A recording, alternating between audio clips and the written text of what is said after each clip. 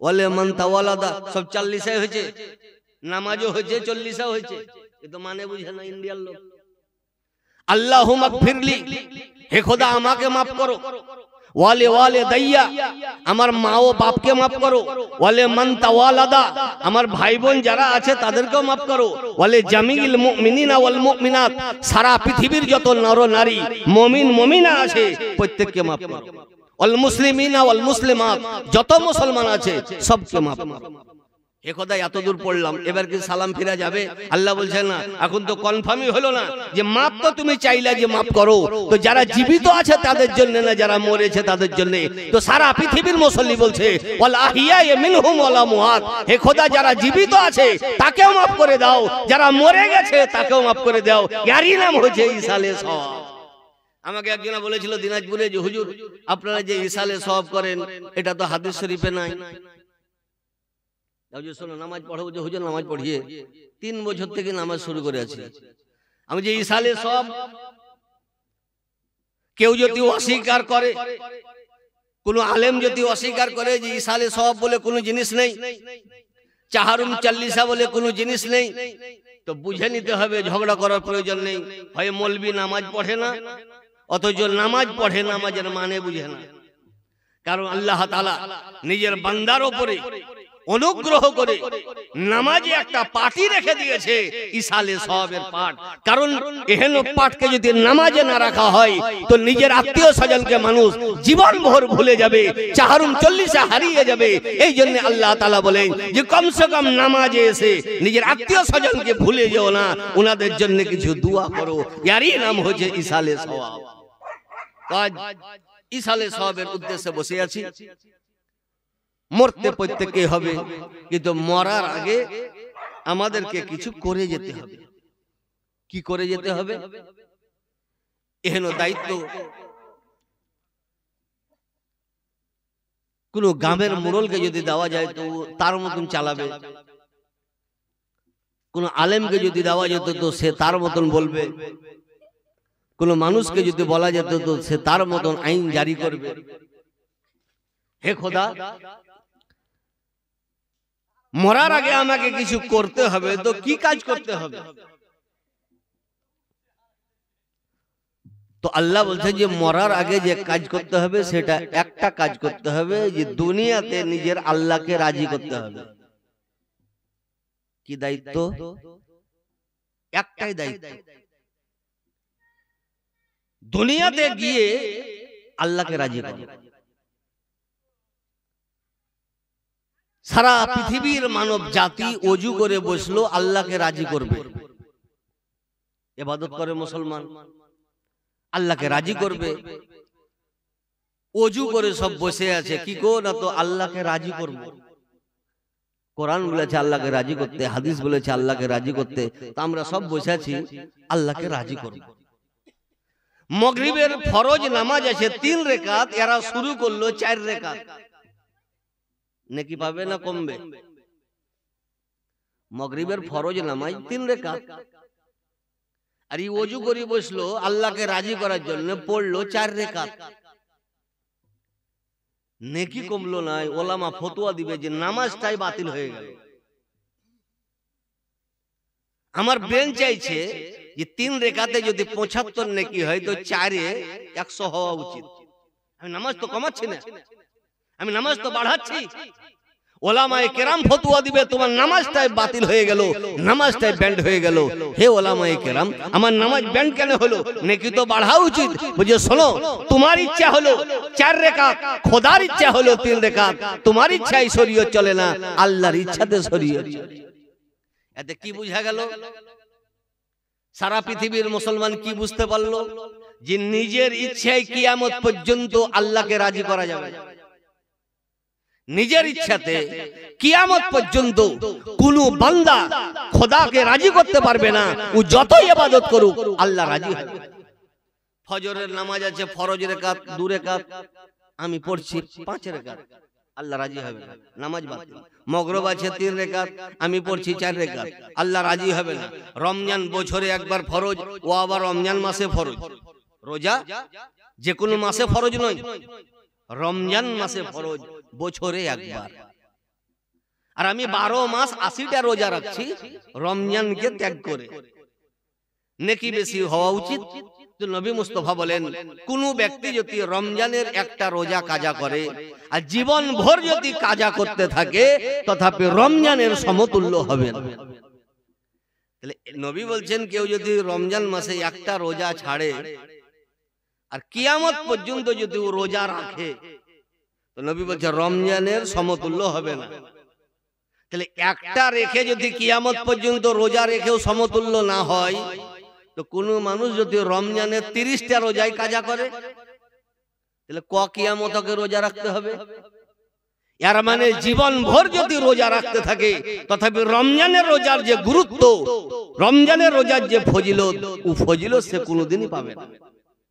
তাহলে রেখেছে বেচারা 11 মাসে 80টা রোজা, আল্লাহকে রাজি করবে। আল্লাহ বলছেন যে আমি রাজি হইলাম না, তোমার রোজাই হলো না, কারণ আমার ইচ্ছা রমজান মাসে রোজা রাখতে হবে। তাহলে বুঝা গেল নিজের ইচ্ছাতে খোদাকে কোনো মানুষ রাজি করতে পারবে না। তো হে খোদা, যখন তোমাকে রাজি করতে পারবে না তো ইচ্ছা মোতাবিক ইবাদত করবে, আর যখন মানুষ ইচ্ছা মোতাবিক ইবাদত করবে তো তুমি রাজি হবা না, আর তুমি যখন রাজি হবা না তো আমরা জাহান্নামী হয়ে যাব। হে খোদা, আমাদের উপরে দয়া করো, আমাদের উপরে অনুগ্রহ করো, আমাদের উপরে রহমত নাজিল করো। তো কোরআন স্টেজ বাড়িয়ে দিয়েছে আতিউল্লাহ। প্রথম স্টেজ হলো আল্লাহর ইতাআত করো, প্রথম স্টেজ হলো আল্লাহর আনুগত্য করো, প্রথম স্টেজ হলো আল্লাহকে রাজি করো। হে খোদা, এটাই তো আমাদের ইন্ডিয়ার মানুষ পাচ্ছে না। নিজের ইচ্ছাতে তোমাকে রাজি করতে যাচ্ছে, তুমি রাজি হইছো না। আল্লাহ স্টেজ বাড়িয়ে দিল আতিউর রাসূলা, নবী মুস্তাফার আনুগত্য করো। হে খোদার ডিউটি তো ছিল তোমাকে রাজি করো, কিন্তু কোরআন যখন খুলে দিলাম তো সুবহানাল্লাহ স্টেজ পরিবর্তন হয়ে গেল। আতিউর রাসূলা বলছো, এর মানে নবী মুস্তাফার ইতাআত করো। তো হে খোদা, কাজ কি বেড়ে গেল?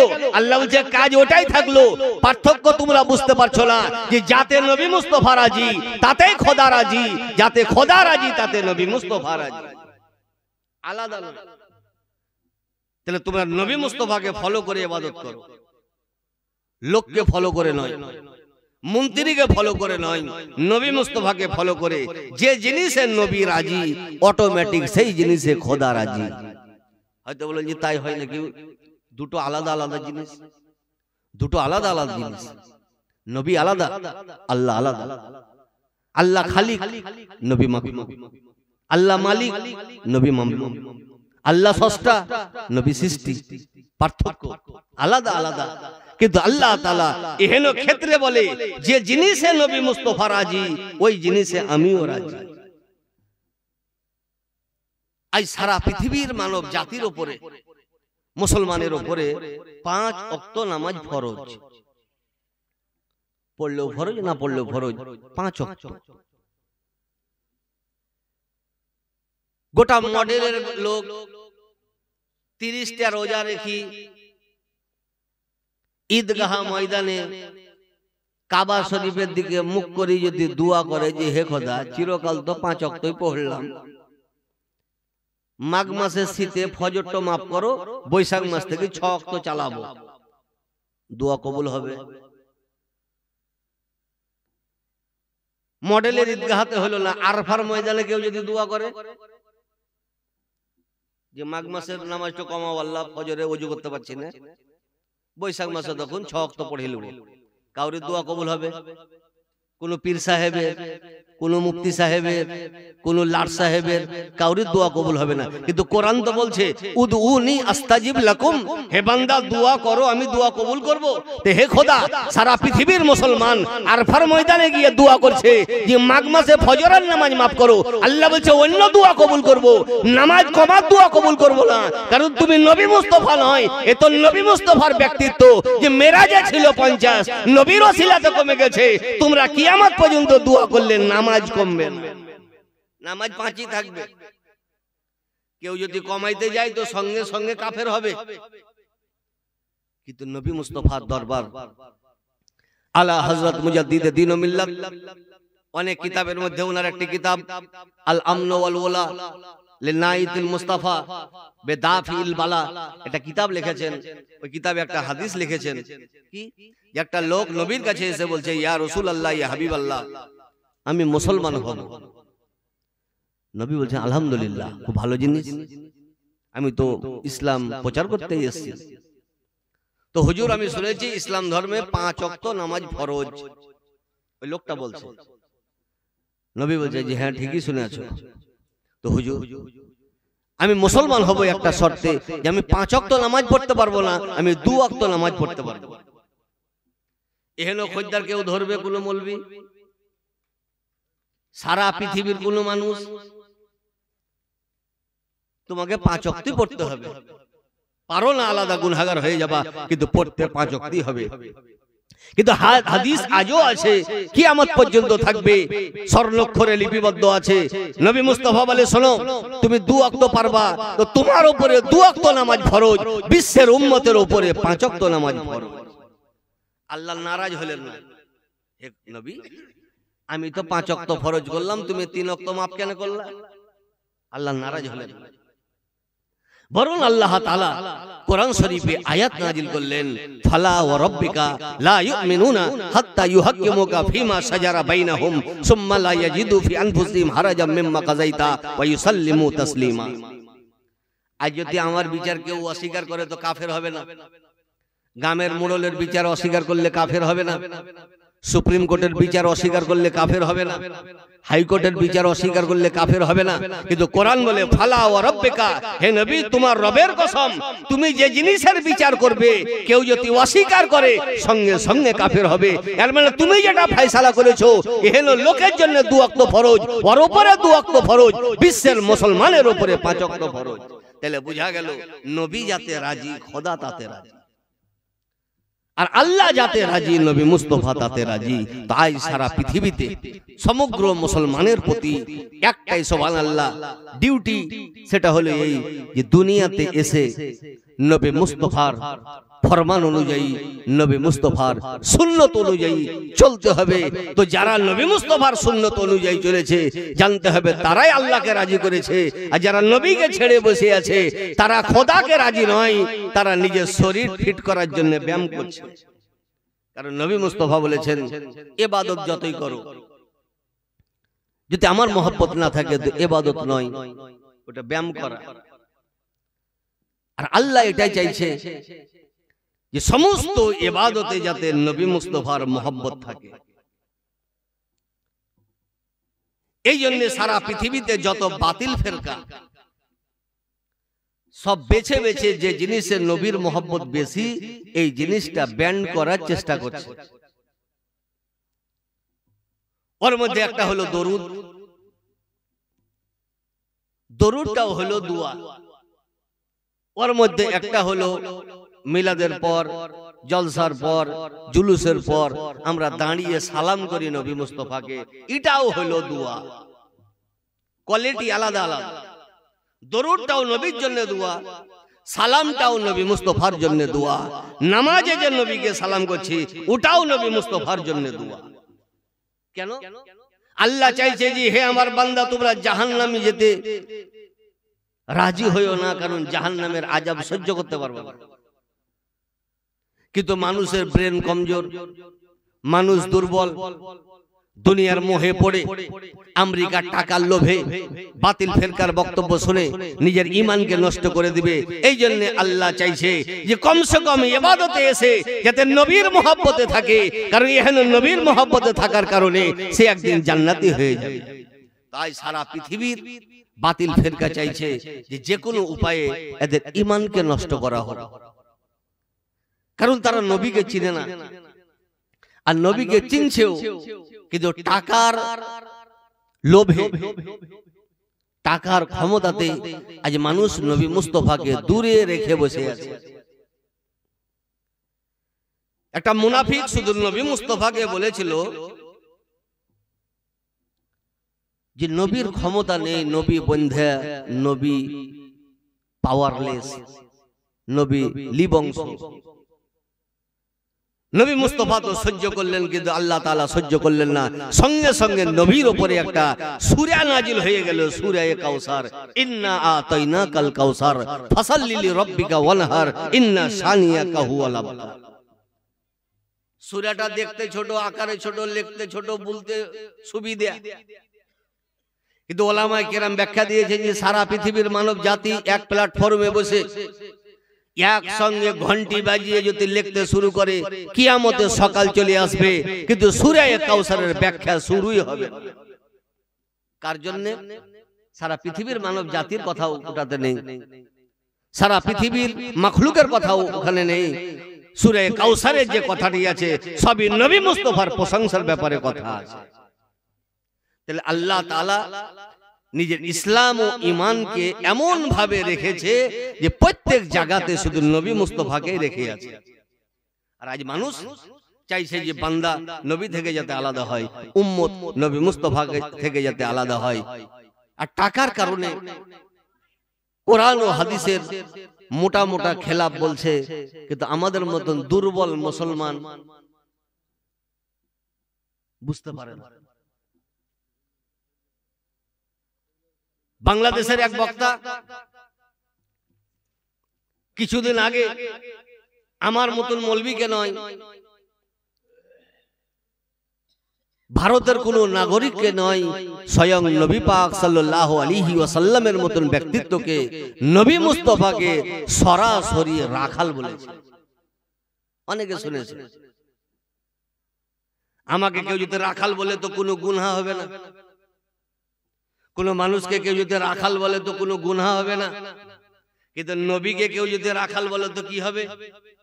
আমাদের হানফি জামাতের বিখ্যাত ফতোয়ার কিতাব ফতোয়ায়ে শামিতে লিখছে, ইয়াম্মা রাজুলিল মুসলিমিন সাব্বা রাসূলুল্লাহ সাল্লাল্লাহু আলাইহি ওয়াসাল্লাম আও কাযাবাহু আও আবাহু আও তানাক্কাসাহু ফাকাদ কাফারা বিল্লাহি ওয়া বানাত মিনহু ইমরাতুহু। উনি বলেন যে কোন মানুষ কলমা পড়নে ওয়ালা নবীকে যদি গালি দেয়, আও কাযাবাহু নবীকে যদি মিথ্যুক বলে, আও আবাহু নবী মুস্তাফার উপরে যদি কোনো দোষ ত্রুটি লাগায়, আও তানাক্কাসাহু কোনো কথা নবীকে ছোট করার জন্য যদি বলে, ফাকাদ কাফারা বিল্লাহ সে সঙ্গে সঙ্গে কাফের হয়ে যাবে। ও বানাত মিনহু ইমরাতুহু, আর যদি স্ত্রী থাকে ওকে তালাক দিতে হবে না, অটোমেটিক আলাদা হয়ে যাবে। কারণ বিশ্বকে কাফের রাখাল বললে কোনো ক্ষতি হবে না, কিন্তু কোরআন বলে নবী মুস্তাফাকে রাখাল বললে ঈমান থেকে হাত ধুতে হবে। আজ মৌলবি সেজে নবী মুস্তাফাকে রাখাল বলছে, আর ইয়াদেরই বক্তব্য পকেটে শুনে বেড়াইছে। নামাজ পড়ার নাম জান্নাতি নয়, 60টা রোজার নাম জান্নাতি নয়, প্রতি মাসে যাকাত দেওয়ার নাম জান্নাতি নয়। 72 দল সুবহানাল্লাহ নামাজ পড়বে, 72 দল রোজা রাখবে, 72 দল হজ করবে, যাকাত দিবে, কিন্তু পার্থক্য হলো এই, এক দল নবীর মহব্বতে ইবাদত করবে, আর 72 দল নবীকে ছেড়ে ইবাদত করবে। আর আল্লাহ বলে আমি প্রথমেই জানিয়ে দিয়েছি, যারা নবীকে ছেড়ে তাদের ইবাদত নয়, যারা নবীকে ধরে আছে তাদেরই অরিজিনাল ইবাদত। সে দলটির নাম হলো আহলুস সুন্নাত ওয়াল জামাত। আর চতুর্দিকে আর মোবাইল হয়ে, ইন্টারনেট হয়ে, কম্পিউটার হয়ে, আর নিত্য নতুন টেকনোলজি হয়ে প্রতি সেকেন্ডে মানুষের ঈমানকে নষ্ট করছে, কিন্তু আমরা বুঝতে পারছি না। দিন বা দিন কোরআন ও হাদিস থেকে আমরা দূরে সরছি। আর সব থেকে একটা সুবিধা পেয়ে নিয়েছে যে আমাদের আহলুস সুন্নাত ওয়াল জামাতে শুধু পশ্চিমবঙ্গে নয়, গোটা ভারত ব্যাপী 95% জলসা হচ্ছে রাত জাগা, কাজের জলসা একটা হয় না। 95% জলসা আমাদের ইন্ডিয়াতে শুধু রাত জাগা, 5% জলসা হচ্ছে। 100টা যদি জলসা হয় তো জানবেন যে 95টা জলসায় শুধু রাত জাগলে ও ফজর কাজা করবে। কারণ অজল গজল মজল এতেই পাগল,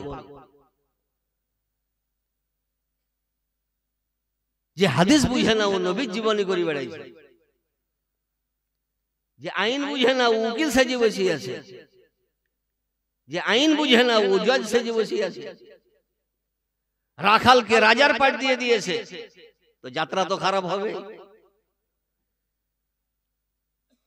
কিন্তু সিস্টেম গায়ের মুকাল্লিদদের, যদিও তারা বাতিল, সিস্টেম ওহাবিদের, যদিও তারা বাতিল, ওদের যারা দাঁতে নেই ওরা স্টেজে চান্সই পাবে না, যেগুলা দাঁতে আছে ওইগুলা চান্স পাবে। আর আমাদের কুন্টো দাঁতে আছে, কুন্টো দাঁতে নেই, শুধু কোরবানির গরুতে দেখছি, মানুষকে দেখিয়ে না, তো সুযোগ তো পাবেই ওরা। একটা গ্রামকে পথভ্রষ্ট করতে ওকে 1.5 মিনিট লাগবে না, কারণ আমার তো ভিট মজবুত নেই।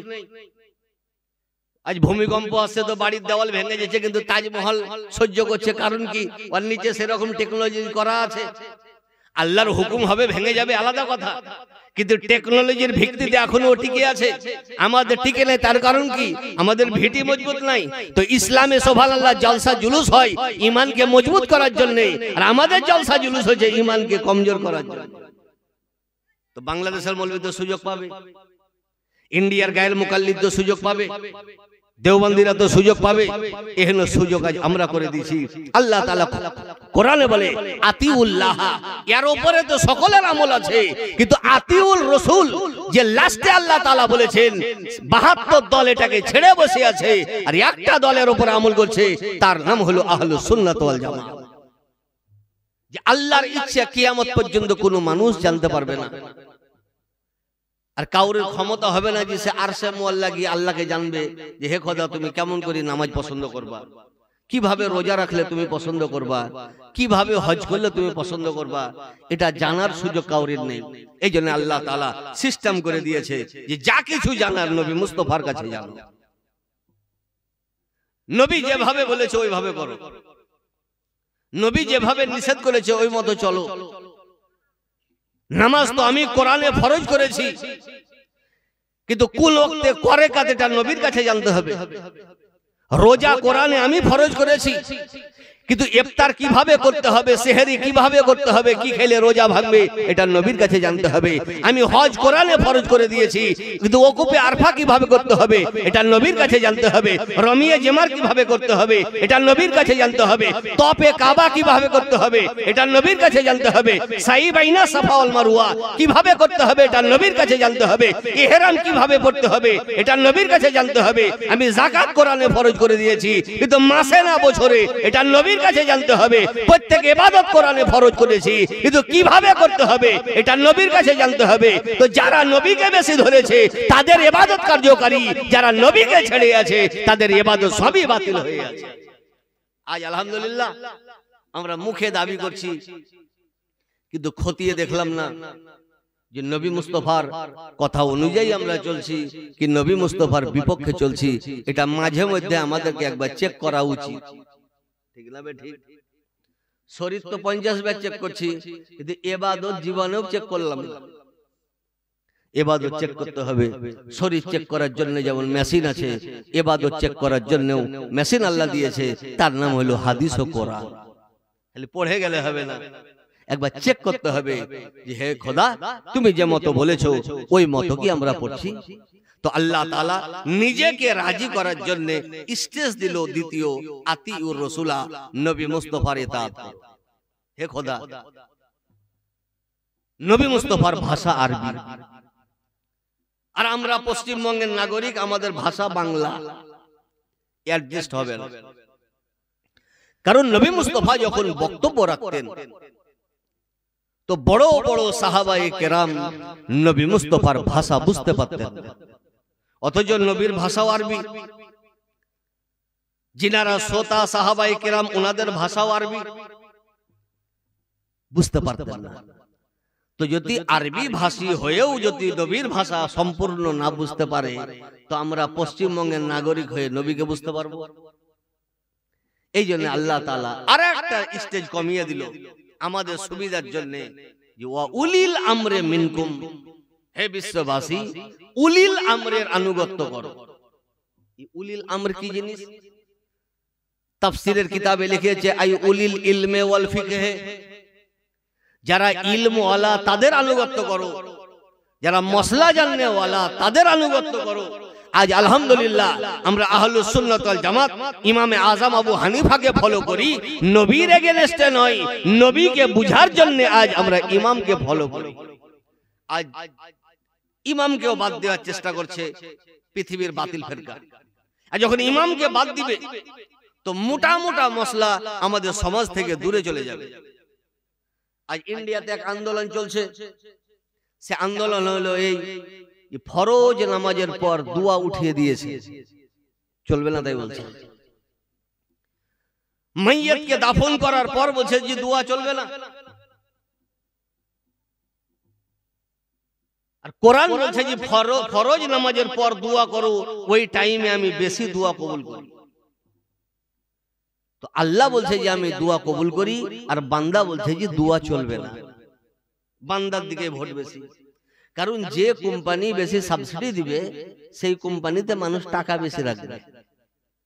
কিন্তু এটা খতিয়ে দেখে না, যেটা চিট ফান্ডে রাখলাম কি এসবিআই রাখলাম।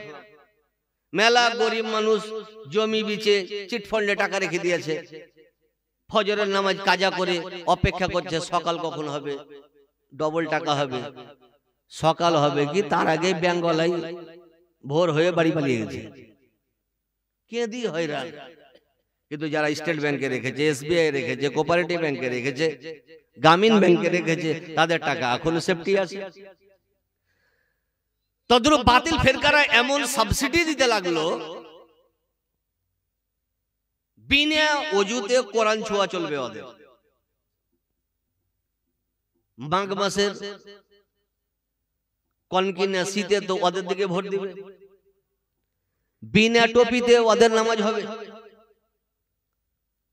চাংড়া মানুষ তো যুবকরা তো ওই দিকে যাবে।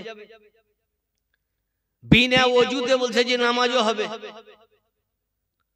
কিছুদিন আগে ফতোয়া ছিল তারাবি 8 না 20, তো আমরা 20 ওরা 8, ঠিক আছে। তারপরে নতুন একটা মশলা তৈরি হয়ে গেল যে তারাবি এক মাসে, রমজান মাসে 3 দিন পড়লে হবে, 27 দিন কাজা। মৌলবি বলে আছে তো মানছে। এখন ফতোয়া দিয়েছে জীবনে একবার পড়লে হবে। তোমাদের জীবনে একবার তারাবি পড়লে হবে, আর আমাদের প্রতি রমজানে পড়তে হবে। তো আমাদের দিকে লোক আসবে না, ওই দিকে যাবে। এই যে ফ্যাসিলিটি দিচ্ছে, প্রত্যেক ইবাদতে ফ্যাসিলিটি। টুপি লাগবে না, নিয়ত করতে হবে না, বিনা ওযুতে নামাজ হবে, বিনা ওযুতে কোরআন চলবে। তারপরে ফতোয়া দিল যে আলহামদুলিল্লাহ রাব্বিল আলামিন, এই যে সূরা, এগুলা আরবিতে না বললে হবে, বাংলাতেও চলবে। আর কি কমাবে? আমার মন বলে আর কয়েকদিন পর কোরআনকে বাদ দিন, নামাজ শিক্ষা বই ভরে দিবে। কিন্তু মুসলমান বুঝতে পারছে না। আজ সৌদি আরব ওর নামে মুসলমান, কিন্তু কাজে বড় কাফের। কারণ ওর দেশের অর্ধেক টাকা আপনার এবং আমার ঈমানকে নষ্ট করার জন্য ব্যয় করে, আর অর্ধেক টাকার মধ্যে 2 ভাগ করে 1 ভাগ মসজিদে নববীতে এবং মসজিদে হারামে ব্যয় করে, আর 1 ভাগ সারা আরবের নাগরিকের উপরে ব্যয় করে। তাহলে পূর্ণ টাকাটাও ক ভাগ করছে? প্রথমত 2 ভাগ করে। 1 ভাগ আপনার ঈমানকে নষ্ট করার জন্য, আর 1 ভাগকে আবার 2 ভাগ করে 1 ভাগ মসজিদে নববী এবং মসজিদে হারামে ব্যয় করে। ওদের প্রচুর বেতন ইমামদের। আর 1 ভাগ যেটা থাকলো ওটা আরবের যারা নাগরিক আছে ওদের এতে ব্যয় করে। তাহলে অর্ধেক টাকা শুধু আমার ঈমানের পিছনে নষ্ট করছে, আর লাভ কি? কিন্তু আজ আমরা মুসলমান বুঝতে পারলাম না। আজ আলহামদুলিল্লাহ ঈমান যদি কোনো জামাতে আছে তার নাম হলো আহলুস সুন্নাত ওয়াল জামাত। কারণ কোরআন মোতাবেক আমরা চলছি। কোরআন স্টেজ দিয়েছে আতিউল্লাহ, এতেও আমরা আছি। কোরআন স্টেজ দিয়েছে আতিউর রাসূলা, তাতেও আমরা আছি। কোরআন স্টেজ দিয়েছে ওয়া উলিল আমরি মিনকুম, এতেও আজ আলহামদুলিল্লাহ আমরা আছি। আমরা ইমাম ধরি। হাদিস মোতাবেক কিনারা বলেছেন নামাজের পর, ফরজের নামাজের পর দোয়া আছে, আমরা দোয়া করব। কোরআন শরীফে আছে ফরজ নামাজের পর দোয়া করতে হবে, কিন্তু মানুষ জানা সত্ত্বেও আমাদের মতন কম জ্ঞানী মানুষকে বুঝাইতে টাইম বেশি লাগে না, এই জন্য দোয়া থেকে দূরে করছে। তিরমিজি শরীফের হাদিস, একজন সাহাবী নবীকে জিজ্ঞাসা করছেন, হুজুর আল্লাহ তো দোয়া কবুল করে, কিন্তু কোন টাইমে বেশি দোয়া কবুল করে? তো নবী মুস্তাফা বলেন, জাওফাল লাইলিল আখির ওয়া দুবুরা সালাতিল মাকতুবা, গভীর রাতে কেউ যদি দোয়া করে তো আল্লাহ তার দোয়া কবুল করে, এবং প্রত্যেক ফরজ নামাজের পর যে দোয়া করে তার দোয়া আল্লাহ বেশি কবুল করে। তো নবী বলছেন ফরজ নামাজের পর দোয়া আছে, আর এরা উম্মত সেজে বসে আছে, এরা বলছে যে দোয়া নেই। আজ মানুষের লাস্ট জীবনের নাম হলো মরণ, শয্যাশায়ী অবস্থা, নিরুপায় অবস্থায় থাকে মানুষ। একটা জিনিসের মুখাপেক্ষী হয়ে থাকে, সেটা হলো এই সন্তান যদি আছে তো তার দুয়ার মুখাপেক্ষী, আত্মীয় স্বজন যদি জীবিত আছে তার দুয়ার মুখাপেক্ষী। আমরা তো দুয়া চালু রেখেছি, ওরা দুয়াটাকেও বন্ধ করে দিয়েছে। হাদিস শরীফে এসে নবী মুস্তাফা বলেন, ইজা সাল্লাইতুম আলাল মাইয়িতি ফাখলিসু লাহু বিদুয়া, হে আমার উম্মত, তোমরা যখন নামাজে জানাজা কমপ্লিট করবা তো নামাজে জানাজার পর কমসে কম মাইয়িতের জন্য দোয়া করো। এটাও আমাদের ইন্ডিয়া থেকে উঠে গেল। বলার উদ্দেশ্য হলো এটা যে আহলুস সুন্নাত ওয়াল জামাত ছাড়া দুনিয়াতে যত মাযহাব তৈরি হয়েছে, যতই কলমা পড়নেওয়ালা মাযহাব তৈরি হয়েছে, এদের কাম ইসলাম প্রচার করা নয়, এদের কাজ হচ্ছে ইসলামকে নষ্ট করা। আর একটা দুনিয়াতে মাযহাব, অরিজিনাল মাযহাব, তার নাম হলো আহলুস সুন্নাত ওয়াল জামাত। আমাদেরকে শুধু নামে আহলুস সুন্নাত ওয়াল জামাত হলে হবে না, আমাদেরকে কাজে আহলুস সুন্নাত ওয়াল জামাত হতে হবে। কাজ কি? যে আমাদেরকে দেখতে হবে যে কোন কাজে নবী মুস্তাফা রাজি আছেন, কারণ যাতে নবী রাজি আছেন অটোমেটিক আল্লাহ তাআলা তাতে রাজি আছেন। একবার দরুদে পাক পড়ুন, দুটি কথা বলে বিদায় নিব। আল্লাহুম্মা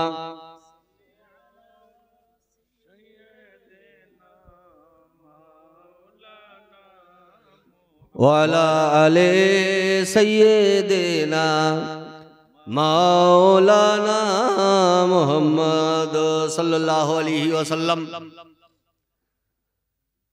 আল্লাহ তাআলা চাইছেন যে হে আমার বান্দা,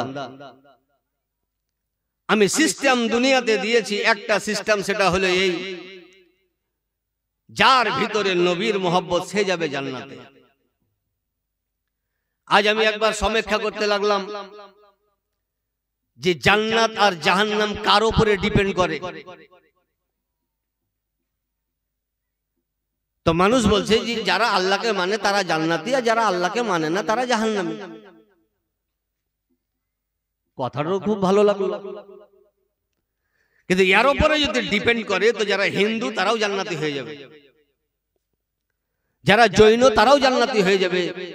কারণ নিজের নিজের মযহাব অনুযায়ী, নিজের নিজের আকীদা অনুযায়ী প্রত্যেকেই আল্লাহকে মানে। হিন্দু বলে যে আমিও আল্লাহকে মানি, ইহুদি বলছে যে আমরাও আল্লাহকে মানি, জৈন বলছে আমরাও আল্লাহকে মানি, মুসলমান বলছে যে আমরাও আল্লাহকে মানি। তাহলে তো সবই জান্নাতি। আল্লাহ বলছে যে শোনো, আমাকে সারা পৃথিবী মানে, জান্নাতি সকলে নয়। হে খোদা, তোমাকে মানার জন্য কি রাস্তা অবলম্বন করতে হবে? আল্লাহ তাআলা কোরআনে আয়াত নাজিল করলো, কুল ইন কুনতুম তুহিব্বুনাল্লাহ ফাত্তাবিউনি ইউহিব্বুকুমুল্লাহ। হে নবী মুস্তাফা, আপনি সারা পৃথিবীতে জানিয়ে দেন যে তোমরা যদি খোদাকে পেতে চাও তো ডাইরেক্ট খোদাকে পাওয়া যাবে না, নবীর মাধ্যমে খোদাকে পেতে হবে। তো যারা নবীকে ধরে আছে জানতে হবে যে তারাই অরিজিনাল আল্লাহকে পেয়েছে। আজ ইহুদি আল্লাহকে মানে, নবীকে মানে না, জৈন খোদাকে মানে, নবীকে মানে না, হিন্দু খোদাকে মানে, নবীকে মানে না, নাসারা খোদাকে মানে, নবীকে মানে না। দুনিয়ার মধ্যে একটা ধর্ম যারা সুবহানাল্লাহ আল্লাহকেও মানে, নবীকে মানে, তার নাম হলো আহলুস সুন্নাত ওয়াল জামাত। বাকি কলমা পড়নেওয়ালা আছে, যাই গো আমরা জান্নাতি না জাহান্নামী, এখন নবীকে ধরিয়েছো না ছেড়িয়েছো? এত না, নবীকে বাদ দিয়েছি, কারণ নবীকে ধরা সেরে। তোমাদের যা হুকুম ইহুদির একই হুকুম। সিস্টেম এখানে আল্লাহকে মানা নয়, সিস্টেম হলো এখানে যে আল্লাহর হুকুমের উপরে আমল করে আল্লাহকে মানা। তো আল্লাহ তো বলেই দিয়েছে যে যারা নবীর হয়েছে তারা খোদার হয়েছে, যারা নবীকে ছেড়েছে তারা খোদার হয়নি। এই জন্য আলা হযরত মুজাদ্দিদ দ্বীন ও মিল্লাত বলেন, বাখোদা यही है खुदा का दर, नहीं और कोई मफर मकर, जो वहां से हो यही आके हो, जो इहां नहीं तो वहां नहीं। আল্লাহ বলেছেন আমাকে পেতে গেলে প্রথমে নবীকে রাজি করো।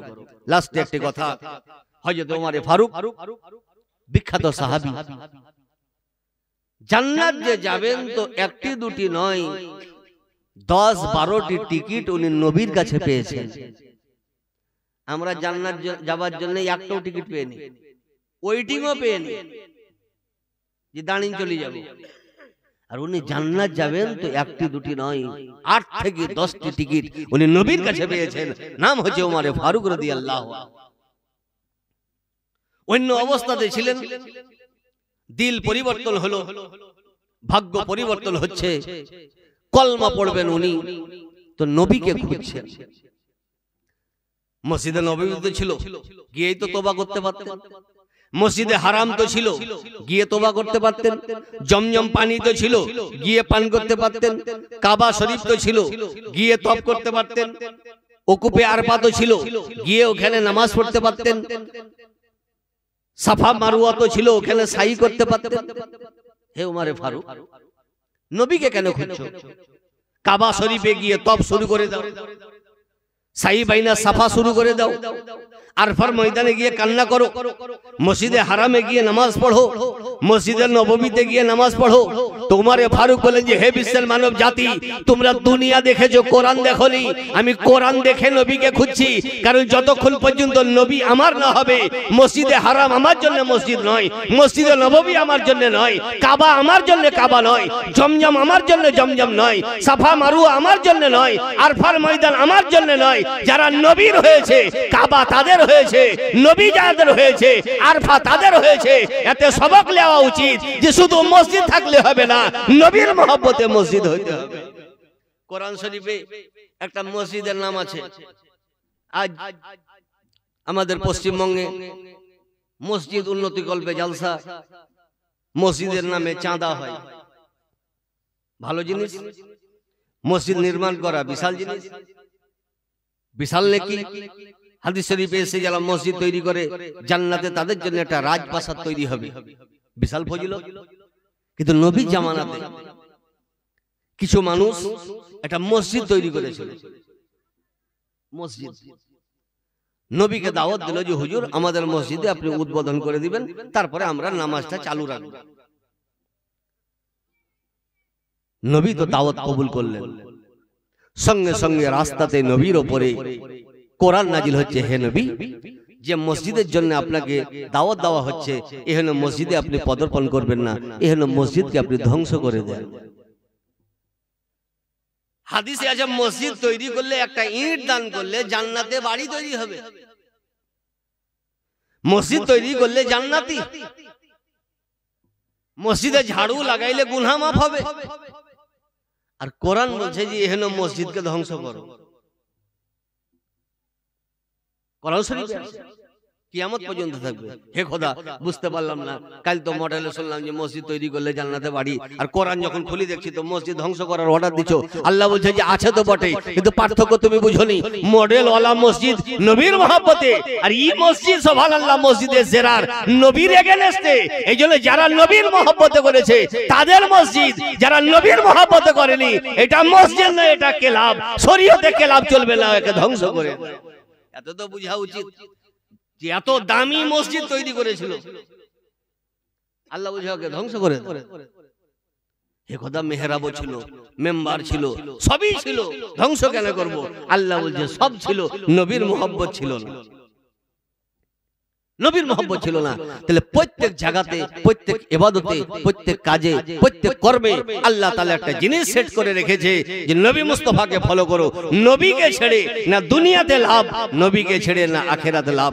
এই জন্য বহু পূর্বে ভারতবর্ষের বড় স্কলার আল্লামা ডক্টর ইকবাল বলেছেন, তরিকে মুস্তাফা কো ছোড়না হে ওজহে বরবাদি। চিরকাল ইবাদত করলো, লাস্টে গায়ের মুকাল্লিদের কথা শুনি, ওদের দিকে হয়ে গেল। তাহলে 65 বছর ইবাদত করলো আর 5 বছর ওদের ইবাদত করি পূর্ণ জীবনের ইবাদতকে নষ্ট করে দিল। কারণ কি? কারণ সে নবীকে চিনে না। তরিকে মুস্তাফা কো ছোড়না হে ওয়াজহে বরবাদি। আজ আমরা যে বরবাদ হয়ে গেলাম, লাঞ্ছিত হচ্ছি, দিন বা দিন সুবহানাল্লাহ শরীয়ত থেকে হটে যাচ্ছি, ধর্ম থেকে হটে যাচ্ছি, কারণ হলো এই যে আমরা নবীকে ভুলে বসে আছি। तरीके मुस्तफा को छोड़ना है वजह बर्बादी, इसी से कौम मुस्लिम हुई है जमाने में बेइक्तिदार अपनी। এই কারণে আজ আমরা মুসলমান সুবহানাল্লাহ ইউপি যেতে ভয় করছি, এলাহাবাদ যেতে ভয় করছি, অযোধ্যা যেতে ভয় করছি, কারণ নবীর মহব্বত আমাদের ভিতরে নাই। এখন আমাদেরকে কি করা উচিত? এহেন 2025-এ উনি বলেছেন হামে করনি হে শাহনশাহে বাতহা কি রেজাজুই। এহেন সিচুয়েশনে আমাদের উচিত হবে কোন জিনিসে নবী মুস্তাফা রাজি হবে, কি করলে নবী রাজি হবেন। গার ও হো গয়ে তো রহমতে পরওয়ারদিগার আপনি, কারণ নবী যদি রাজি হয়ে যান অটোমেটিক আল্লাহ তাআলা রাজি হয়ে যাবেন। আজ আলহামদুলিল্লাহ আমরা ইসালে সওয়াবের উদ্দেশ্যে বসে আছি, ওনার জন্য প্রত্যেকে দোয়া করব। কারণ ইসালে সওয়াব এমন একটা গুরুত্বপূর্ণ সুবহানাল্লাহ আমল, গুরুত্বপূর্ণ একটা জিনিস যে আল্লাহ তাআলা চাইছে যে হে আমার বান্দা বান্দি, কেউ যদি ইন্তেকাল করে গেছে তো তাদেরকে তোমরা ভুলে যেও না, কারণ এহেন দিন তোমাদেরও হবে। যারা চলে গেছে সেই দিন শুধু তাদের নয়, যারাই জন্মগ্রহণ করেছে সেই দিন তোমাদেরও হবে। এই জন্য একটা সিস্টেম করে নাও, যারা চলে গেছে তাদেরকে ভুলিও না। কারণ একটা কবরে যখন মানুষ যায়, হাদিস শরীফে এসেছে মাল মাইয়াতু ফিল কবরে ইল্লা কাল গারিকিল মুতাকাব্বিস ইনতাজিরু দাওয়াতান তালহাকুহু মিন আবিন আও উম্মিন আও আখিন আও সাদিকিন ফায়াজ আল্লাহ কাতহু কানা আহাব্বা ইলাই মিনাদ দুনিয়া ওয়া মা ফিহা। নবী বলেছেন সে চাই যে হে খোদা আমার যদি সন্তান সন্ততি বেঁচে আছে তাদেরকে তৌফিক দান করো, তারা যেন আমার কবরে কিছু নেকি পাঠায়। আর এহেন ইসালে সওয়াব এমন একটা সিস্টেম শরীয়তে যে কোন জীবিত ব্যক্তি যদি ভাবে যে আমি জীবিতকে নেকি দিব, যে দিচ্ছে ও জীবিত, যাকে দিচ্ছে সেও জীবিত, টাকা পয়সা লেনদেনের মতন, শরীয়ত বলছে এটাও জায়েজ।